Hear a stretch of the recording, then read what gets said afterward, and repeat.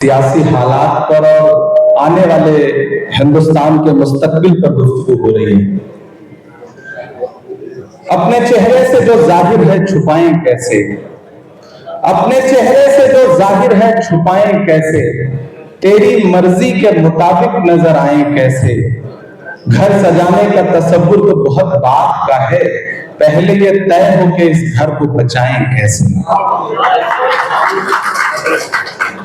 ये जो स्टेज है, मुझे लगता है कि सियासी तकरीर नहीं बल्कि थोड़ा सा संजीदा वो गुफ्तगू की जाए कि आने वाला रास्ता क्या हो सकता है, मौजूदा सियासी हालात में कैसे अपने मसले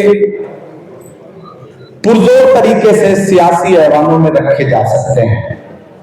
दोस्तों, हिंदुस्तान के अलग अलग शहरों से लोग यहाँ बैठे हैं। मौलाना सज्जाद नोमानी साहब जैसी शख्सियत यहाँ बैठा है, हमारे बहुत सारे मेंबर ऑफ पार्लियामेंट यहाँ बैठे हैं। मैं आपसे ये कहना चाहता हूं कि आप इस मुगालते में मत रहिए कि इलेक्शन का रिजल्ट जो है वो बहुत सारी चीजें बदल देगा अगर आप बेदार नहीं होंगे तो। बहुत धूर्त लोगों से मुकाबला है। पिछली बार आपको याद होगा 2014 में जब प्राइम मिनिस्टर बने थे तो वो तस्वीर आप सब ने देखी होगी कि जब पहली बार वो पार्लियामेंट की सीढ़ियों पर पहुंचे थे पार्लियामेंट में इंटर करने के लिए, तो उन्होंने पार्लियामेंट की सीढ़ियों को सजदा किया था और उसकी खाक जो है वो अपने माथे से लगाई थी। और फिर 10 साल में यह हुआ कि पुरानी पार्लियामेंट ही बदल दी, नई पार्लियामेंट बना दी। इस बार जब वो पार्लियामेंट के अंदर गए हैं तो उन्होंने संविधान को अपने माथे से लगाया है। तो इस मुगालते में मत रहिए कि चीजें बहुत आसान हैं। मुझे खुशी है कि कम से कम हम इन मसलों पर बात करने के लिए बैठ रहे हैं। हमें कहीं ना कहीं अपने गिरेबान में भी झांकना तो पड़ेगा। जिंदा रहना है तो हर सांस हुकूमत से न मांग, असल मुंसिफ है खुदा रहम अदालत से न मांग। जिंदगी भीख अगर है तो न मिलना बेहतर, और अगर हक है तो फिर इतनी शराफत से न मांग। मेरे भाई, हम इस एसी ऑडिटोरियम में बैठ करके एक खूबसूरत महफिल सजा के गुफ्तगू तो कर रहे हैं, लेकिन बुनियादी हल तब निकलेगा जब इन महफिलों को और इन तमाम लोगों को लेकर के हम उन इलाकों में भी चलें जहां असल में जुल्म हो रहा है। हमें हिंदुस्तान के अलग अलग शहरों में जाना पड़ेगा। अच्छी कोशिश है कि IMCR लगातार अलग अलग शहरों में जा रहा है, बातचीत कर रहा है, लेकिन एक बात हमें बहुत सलीके से समझनी पड़ेगी। सेकुलरिज्म के मायने बदले हैं मुल्क में, और एक बहुत जरूरी बात आपसे कहना चाहता हूं, और खासतौर से मेरी कौम सामने बैठी है उससे कहना चाहता हूं। किसी नेता का आपकी दी हुई टोपी पहन लेना और किसी नेता का आपका दिया हुआ गमछा कांधे पे डाल लेना ही सेकुलरिज्म नहीं है। इस खेल से बाहर निकलिए।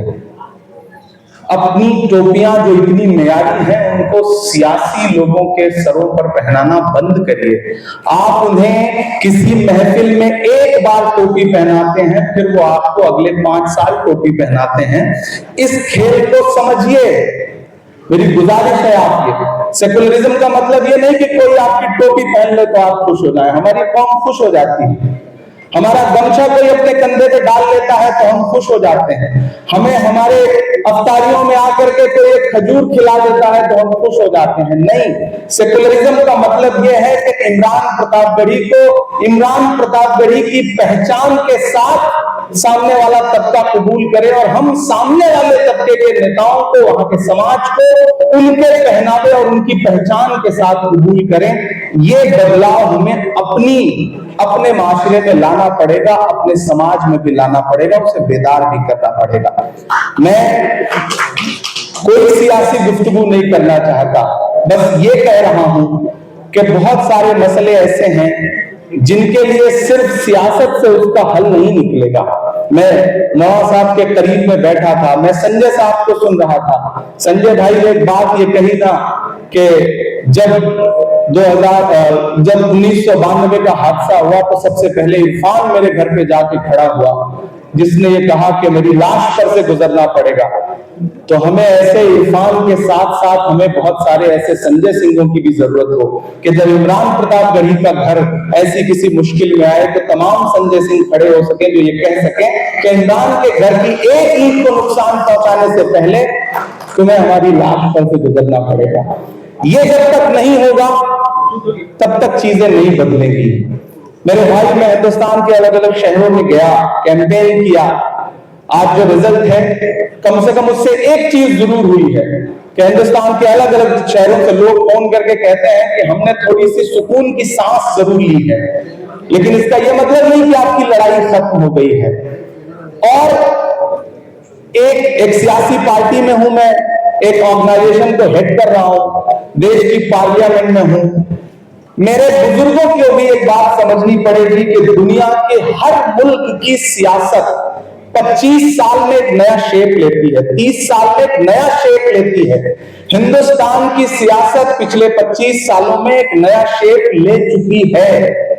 आप इसे तस्लीम करें या ना करें, वक्त इतनी तेजी से बदला है, टेक्नोलॉजी ने, सोशल प्लेटफॉर्म्स ने इतना बदलाव ला दिया है कि आप यहां खड़े होकर अभी तकरीर कर रहे हैं और आपकी यहां की तकरीर हिंदुस्तान के किस शहर में क्या बता करके दिखाई जा रही होगी, आप इसका अंदाजा भी नहीं लगा सकते हैं।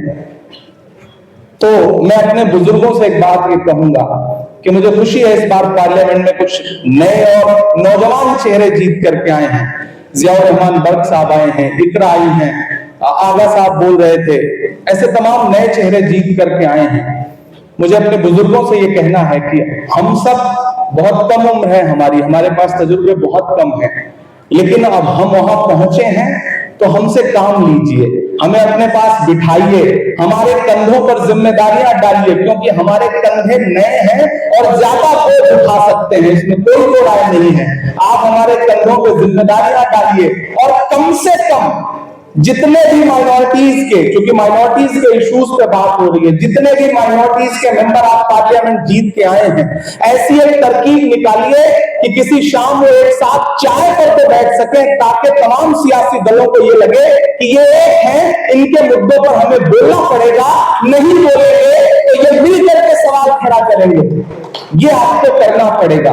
मेरे दरवाजे हमेशा खुले हैं और मैं जिस लायक हूं, मैं अदीब साहब के सामने ये पेशकश भी रखता हूं कि हिंदुस्तान के जिस भी शहर में आप INCR का सेमिनार ऑर्गेनाइज करना चाहें, कॉन्फ्रेंस ऑर्गेनाइज करना चाहें, मैं माइनॉरिटी डिपार्टमेंट के नेशनल चेयरमैन की हैसियत से हर वक्त आपके साथ खड़ा हूं।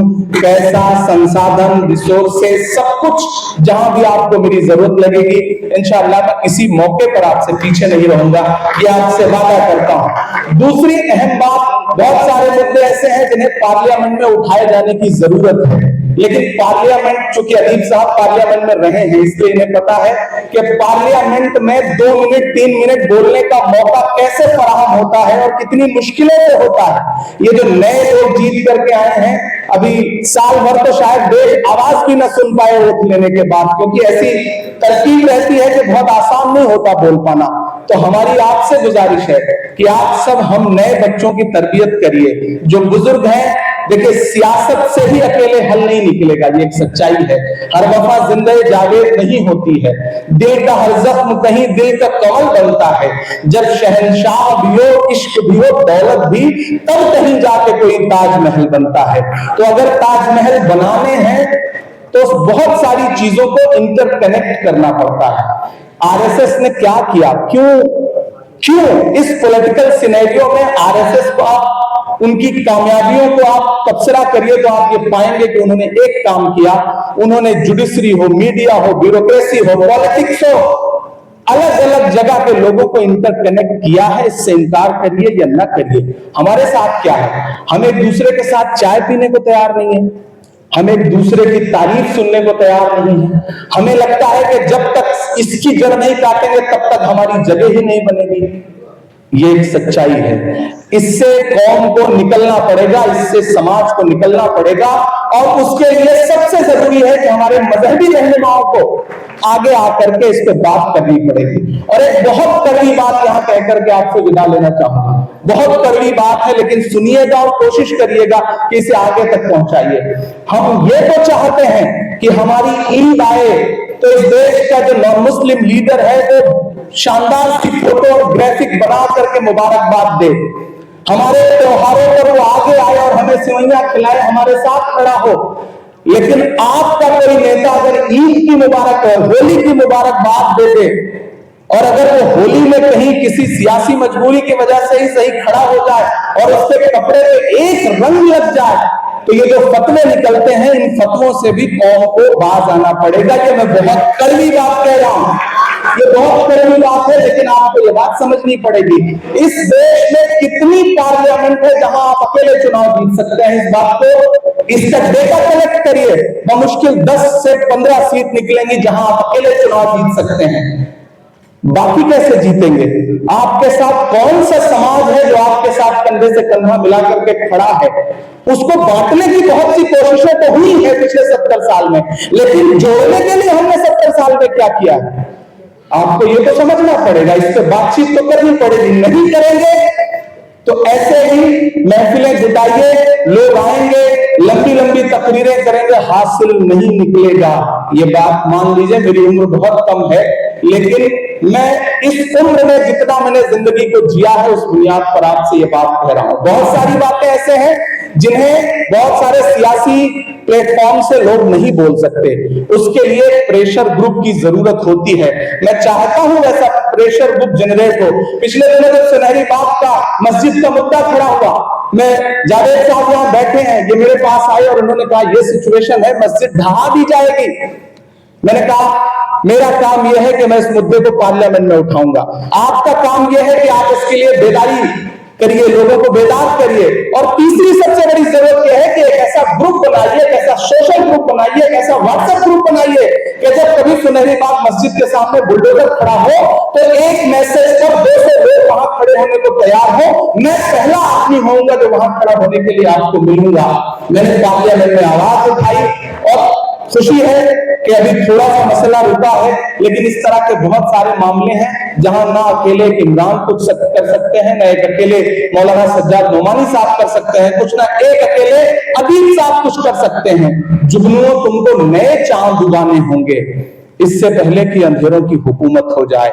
धूर्तों से मुकाबला है, और धूर्तों से मुकाबला करने के लिए वो इतनी बेशर्मी के साथ सिस्टम का इस्तेमाल कर रहे हैं। मैं आखिरी एक बात बता के खत्म करता हूं कि कल हम पार्लियामेंट में राज्यसभा में खड़े होकर के नीट के खिलाफ प्रोटेस्ट कर रहे थे, वहां स्पीचें चल रही थी। हमारी एक मेंबर ऑफ पार्लियामेंट फूलो देवी नेताम, जो राज्यसभा की सांसद है छत्तीसगढ़ से, वो नारा लगाते लगाते बेहोश होकर गिर गई। और यकीन जानिए पहली बार ऐसा मेरी आंखों के सामने का मंजर है कि हम उन्हें स्ट्रेचर पे उठा के ले जा रहे थे और चेयर पर बैठे हुए चेयरमैन साहब ने झांकने की कोशिश नहीं की कि जिंदा है कि मर गई, और उसके बाद पार्लियामेंट चलती रही। इससे शर्मनाक क्या हो सकता है? लेकिन ये हो रहा है तो आप समझिए कि किनसे मुकाबला है, किनसे लड़ना है। उन्हें पता है कि बुलडोजर आपके घरों पे चलेगा तो इस देश में एक तबका है जो बहुत खुश होता है। आप तो कंधा हैं, बंदूकें उन्हें कहीं और चलानी है। इसलिए मेरी आपसे गुजारिश है कि अपने साथ एक आध ऐसा समाज खड़ा करिए कि जो सिर्फ सियासी नहीं, समाजी तौर पर और सड़क पर भी आपके साथ खड़ा हुआ नजर आए। मेरी पेशकश है IMCR के साथियों को कि हिंदुस्तान के हर शहर में चलिए, इस तरह की कॉन्फ्रेंस करिए, उन लोगों को हौसला दीजिए जो सच में सताए हुए लोग हैं, जो कमजोर लोग हैं, जिन्हें हर दिन इस तरह की नफरतों का शिकार होना पड़ता है। मैं आपके साथ खड़ा हूं, मेरा पूरा ऑर्गेनाइजेशन आपके साथ खड़ा है। हम आपसे गुजारिश कर रहे हैं कि इसके बाद दिल्ली में यह तरकीब हो कि जितने मेंबर आप पार्लियामेंट माइनॉरिटीज के जीते हैं, एक शाम जुटाइए, बैठते हैं, बातचीत करते हैं, बातचीत से ही किसी मसले का हल निकलेगा। मेरी जहां जरूरत हो, बदन में जो भी लहू है तेरी अमानत है, जहां जहां हो जरूरत वसूल कर लेना। बहुत शुक्रिया।